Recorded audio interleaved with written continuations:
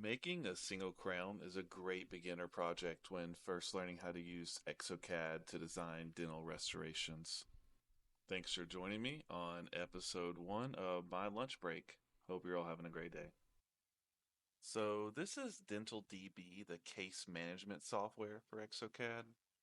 We'll always begin by entering our patient information and selecting what type of restoration we want to do. In this case, it's going to be a crown on number 29. So we'll select the tooth number, anatomic crown, and the material we want to use. Here on the right is where we would select if it was going to be screw retained or not, but it's on a prep this case, it's not screw retained.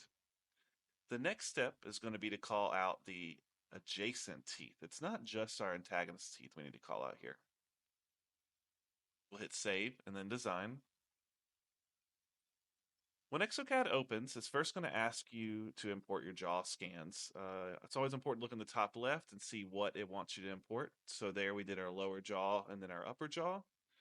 Here in the bottom left is the wizard in Exocad. This is going to take us step by step through the entire process.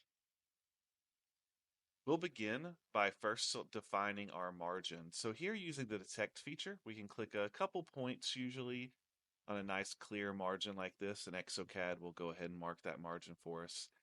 If we need to adjust any of the automatically marked margins, we can click correct and draw and adjust those margins.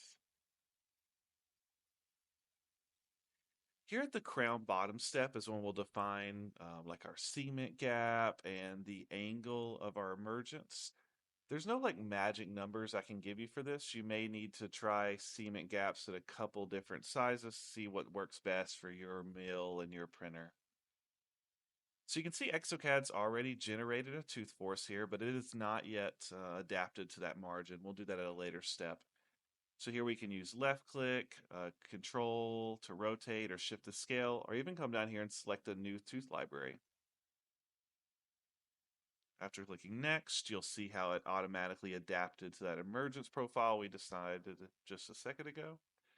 And this is the free-forming tool. I'm going to cover this in more detail in a later video. It's very important that you understand how to use this free-forming tool. It's in every Exocad project you'll do, but this is where it's kind of like working with clay. We'll push, pull, smooth, reduce to define our design. After we're done with this free-forming step, we'll also adapt to both our antagonist and our adjacent teeth. Then we'll click next. This is the last step in Exocad's merge and save restoration. You can see here it's done a union on all the different parts of our design and combined them into one object that's ready to be 3D printed.